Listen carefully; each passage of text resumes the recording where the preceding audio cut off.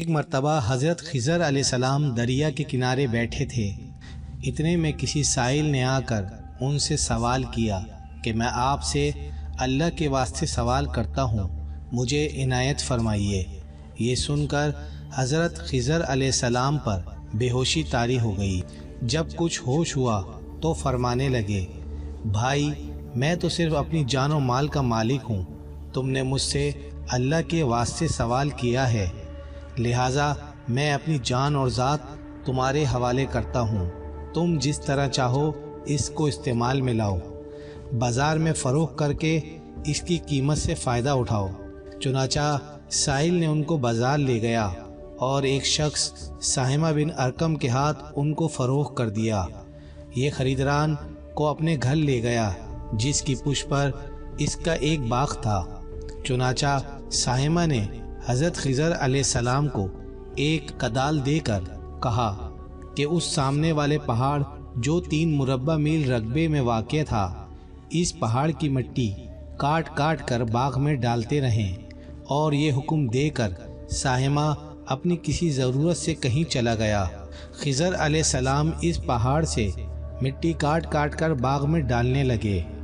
جب ساہمہ واپس آیا تو اس نے گھر والوں سے دریافت کیا، تم نے غلام کو کھانا بھی کھلایا یا نہیں؟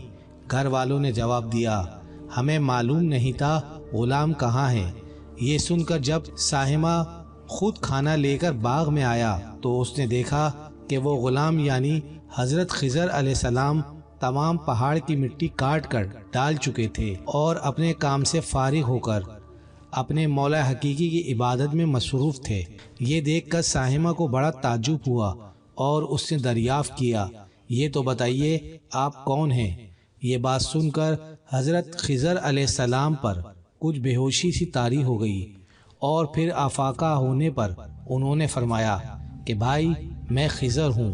جس کو سن کر ساہمہ کے ہوش اڑ گئے کہ میں نے کیا کیا، ان کو غلام بنا کر ایسے کام پہ لگایا، یہ تو انتہائی گستاخی ہوئی۔ پھر ہوش آنے پر ساہمہ نے توبہ کی اور پروردگار سے عذر خواہی کے ساتھ حضرت خضر علیہ السلام کو آزاد کر دیا، اور جناب باری میں عرض کیا کہ رب العالمین مجھے اس کا مواخذہ نہ فرمائیے، کیونکہ میں ان کو جانتا نہیں تھا۔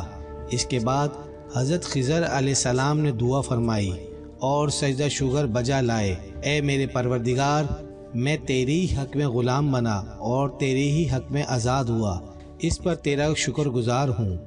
بعد ازاں واپسی کی اجازت لے کر جب دریا پر واپس آئے تو دیکھا ایک شخص کھڑا دعا مانگ رہا ہے، اے میرے رب حضرت خضر علیہ السلام کو غلامی سے رہائی عطا فرما دے اور ان کی توبہ قبول فرما لے۔ حضرت خضر علیہ السلام نے یہ دیکھ کر اس شخص سے دریافت کیا کہ آخر تو کون ہے؟ تو اس شخص نے بتایا کہ میں شازون ہوں۔ آپ کون ہیں؟ انہوں نے فرمایا میں خضر ہوں۔ اس کے بعد شازون نے کہا، اے خضر تم نے اپنے رہنے کا مکان بنا کر دنیا طلب کی ہے، کیونکہ حضرت خضر علیہ السلام کا دریا کے کنارے پر ایک عبادت خانہ تھا۔ بس یہ سن کر وہ فوراً میدان میں نکل آئے اور وہیں اللہ کی عبادت میں مصروف ہو گئے۔ اس کے بعد حضرت خضر علیہ السلام نے اسی جگہ ایک درخت لگایا اور اس کے سائے میں عبادت شروع کی، تو آواز آئی، اے خضر جب تم نے درخت کے سائے میں سجدہ کیا تو تم نے دنیا آخرت کو ترجیح دی، مجھے اپنی عزت اور جلال کی قسم ہے مجھے دنیا کی محبت میں رضامندی نہیں ہے۔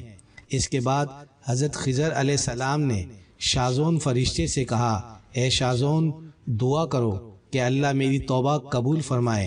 چنانچہ انہوں نے دعا کی اور اللہ تعالیٰ نے شازون کی برکت سے حضرت خضر علیہ السلام کی توبہ قبول فرمائی۔